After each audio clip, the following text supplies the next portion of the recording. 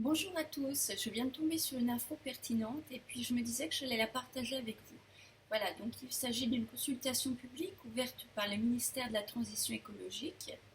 Donc vous avez jusqu'à la mi-septembre pour faire remonter vos idées. Donc ça vous laisse encore un petit peu de temps pour vous retourner. Donc il va s'agir de réfléchir par rapport à la trajectoire de réchauffement de référence, c'est-à-dire nos fameuses températures qui montent, hein, puisqu'on sait très bien que les températures de ce type vont ne plus être des exceptions dans les années à venir. Hein. Là, on s'en rend compte dès à présent, mais d'année en année, la situation risque malheureusement de ne faire que s'aggraver. Donc voilà, en gros, ce que le ministère propose, c'est d'envoyer ses idées pour savoir un petit peu euh, comment on pourrait s'adapter. Euh, voilà, donc précisément, il demande en fait quels sont les moyens techniques et financiers qui pourraient être mis en place pour les collectivités, par exemple, et donc ce qui nous concerne aussi, nous, le public. Donc voilà, donc ça ouvre le champ des idées par rapport à plein de domaines. Donc je ne sais pas, ça peut être les transports, par exemple dans les bus, pourquoi ne pas mettre des petites choses occultantes sur les vitres, éviter que le bus se transforme en véritable aquarium. Ça peut être dans les logements. Alors apparemment, d'après ce que j'ai pu lire, il y a pas mal de logements en France qui sont encore dépourvus de volets. Donc ça, c'est peut-être des choses à retravailler.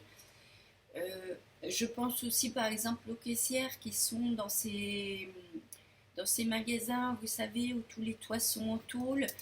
Alors là, je ne vous raconte même pas les températures. Bon, la climatisation on peut faire, mais de toute façon, à un moment donné, il faudra qu'on sorte quand même de système de climatisation. On ne peut pas aller toujours de plus en plus loin de la consommation électrique. Donc il va falloir à côté de ça contrebalancer des choses. Et puis moi je vais aussi, j'ai quelque chose que je ferai remonter au ministère de la Transition écologique. J'ai commencé à réfléchir à tout ça. Et puis moi je vais vraiment faire remonter quelque chose par rapport à l'état des forêts. Bon, alors les forêts, je vais passer aujourd'hui sur l'irrespect du vivant, la biodiversité, des sols, etc. On parle du risque d'inondation et pourtant on a les sols qui sont écrasés par ces machines au point que ça devienne totalement imperméable. Hein. Vous savez, vous avez des belles cuvettes qui se forment, alors ça va peut-être devenir des bauges, hein, sangliers, des piscines à sangliers. Euh, on coupe, on ne s'occupe pas. Si ce sont des réservoirs à biodiversité, s'il y a des mammifères, s'il y a des oiseaux, si c'est la période de nidification des oiseaux, s'il y a des insectes un petit peu spécifiques à l'endroit, non, on ne vérifie pas tout ça. Bon, ben alors ça, j'y mets carrément de côté. On va pas parler non plus du risque incendie. On va rester là, ce qui nous concerne, c'est-à-dire l'adaptation aux températures. On nous dit la forêt est un îlot de fraîcheur. Oui, oui, oui, mais alors, soyons logiques, on les rase. Voilà.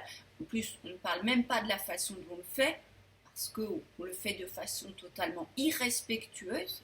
Pourquoi? Parce qu'on ne respecte plus le vivant. Là, on n'est pas à parler de vivant d'ailleurs.